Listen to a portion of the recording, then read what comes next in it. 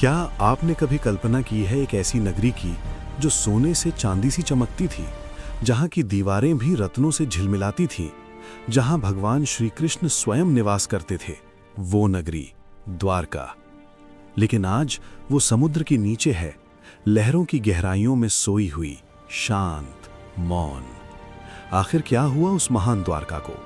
क्यों डूब गई वो अद्भुत स्वर्णिम नगरी? क्या ये सिर्फ एक प्राकृतिक घटना थी या श्री कृष्ण के जीवन के अंतिम अध्याय से जुड़ा हुआ कोई रहस्य? आज की इस कहानी में हम जानेंगे द्वारका नगरी कैसे डूबी, क्यों डूबी और इसके पीछे क्या दिव्य सत्य छिपा है। तो आइए चलिए लगभग 5000 साल पीछे, उस समय जब द्वारका अपने वैभव के चरम पर थी। एक स्वर्णिम नगरी। सौराष्ट्र के पश्चिमी तट पर समुद्र की लहरों से खेलती एक नगरी बसी थी, द्वारका।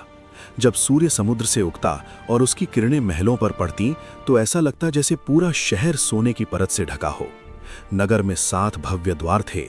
कहा जाता है कि इन्हीं 7 द्वारों के कारण इस नगरी का नाम पड़ा द्वारका।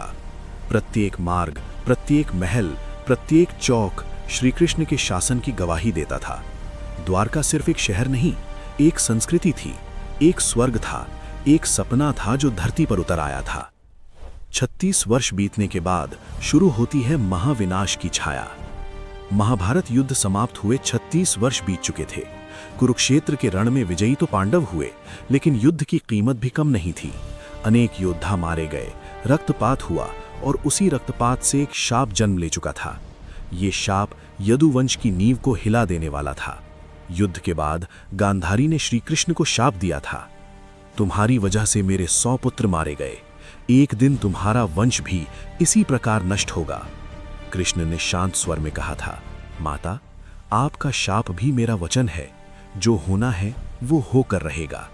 यही वो क्षण था जहां द्वारका के भविष्य का अंत लिख दिया गया था। एक दिन यदुवंशी युवराज सांब और उनके मित्रों ने ऋषियों के साथ एक घोर मजाक किया। सांब ने स्त्री के वेश में आकर ऋषियों से पूछा, महाराज बताइए मेरे गर्भ में क्या है? ऋषि क्रोध में तप उठे। उन्होंने कहा, तुम्हारे गर्भ में कोई बालक नहीं, एक लोहे का मूसल यानी गदा है, यही तुम्हारे कुल का विनाश करेगी। और अगले ही दिन वही हुआ। सांब के गर्भ से एक लोहे का मूसल निकला। राजा उग्रसेन ने आदेश दिया कि इस लोहे को बारीक पीसकर समुद्र में फेंक दिया जाए, लेकिन समुद्र ने उसे अपने भीतर लिया जरूर, मगर वो विनाश का बीज बन चुका था। समुद्र किनारे उगी एक घास जिसमें लोहे का अंश था, और इसी घास से यदुवंशियों का विनाश होने वाला था। श्री कृष्ण अब जानते थे समय पूरा हो चुका है। उन्होंने द्वारकावासियों से कहा, अब यदुवंश पर संकट आने वाला है, द्वारका छोड़कर चलो प्रभास क्षेत्र की ओर। हजारों लोग प्रभास क्षेत्र पहुंचे और एक रात यदुवंशियों के बीच शराब बांटी गई। लोहे की गदा का चूर्ण समुद्र की घास में मिल चुका था। उसी घास से सैंडल नुमा पेय तैयार हुआ। पेय ने सबको मदहोश कर दिया। छोटी सी तकरार और फिर वही लोहे से भरी घास हथियार बन गई। यदुवंश एक दूसरे पर टूट पड़ा। कुछ ही घंटों में श्री कृष्ण का पूरा वंश समाप्त हो चुका था। कृष्ण अकेले समुद्र किनारे बैठे थे। उनकी आंखों में संतोष भी था और विरक्ति भी। वो जानते थे जो हुआ वही होना आवश्यक था। उसी समय एक बहेलिया जरा आया। उसने दूर से कृष्ण को हिरण समझकर तीर चला दिया। तीर कृष्ण के पैर में लगा और कृष्ण मुस्कुराए। उन्होंने कहा, जरा चिंता मत करो, जो होना था वही हुआ। कृष्ण ने अपना दिव्य रूप छोड़ा और देह त्याग दी। धरती थर्रा उठी, समुद्र में हलचल मच गई। देवता भी आकाश से फूल बरसाने लगे। कृष्ण के देह त्यागते ही समुद्र ने अपना स्वभाव बदलना शुरू कर दिया। वो शांत नहीं रहा, वो बढ़ने लगा, उफान में आने लगा। द्वारका का अस्तित्व कृष्ण के साथ ही जुड़ा था। कृष्ण ने कहा था, मेरे शरीर के पृथ्वी से जाते ही द्वारका भी पृथ्वी पर नहीं रहेगी। ये उनका वचन था। मायावी नगरी कृष्ण के बिना अधूरी थी। ज्यों ही कृष्ण ने देह त्यागी, समुद्र में भूचाल आया और द्वारका को निगलने की प्रक्रिया शुरू हो गई।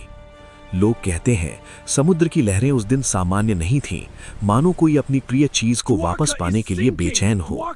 लहरें ऊंची उठी, गर्जन होने लगा, धरती फटने लगी, महल कांपने लगे। द्वारका के लोगों ने देखा राजमहल की ऊपरी मीनारें पहले डगमगाईं, फिर एक एक करके ढहने लगीं।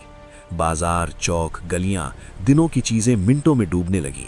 द्वारका एक ही रात में समुद्र में हमेशा के लिए समा गई। साल 1963 से लेकर हाल के वर्षों तक भारतीय पुरातत्व विभाग और समुद्री वैज्ञानिकों ने समुद्र के भीतर गोता लगाए और जो मिला वो अद्भुत था। विशाल पत्थर की दीवारें, चौड़ी सड़कें, समुद्र तट से 130 फीट नीचे महल के अवशेष, 6-7 द्वारों का प्रमाण, बस्तियां, बर्तन, मूर्तियां, प्राचीन पत्थर, सब कुछ बिल्कुल उसी विवरण से मिलता है जैसा शास्त्रों में द्वारका का वर्णन है। वैज्ञानिकों ने स्वीकार किया, हां, यहां किसी समय एक भव्य नगरी थी जो अचानक समुद्र में डूब गई। यानी कहानी सिर्फ कहानी नहीं, सत्य है, इतिहास की सबसे रहस्यमयी सत्य घटनाओं में से एक।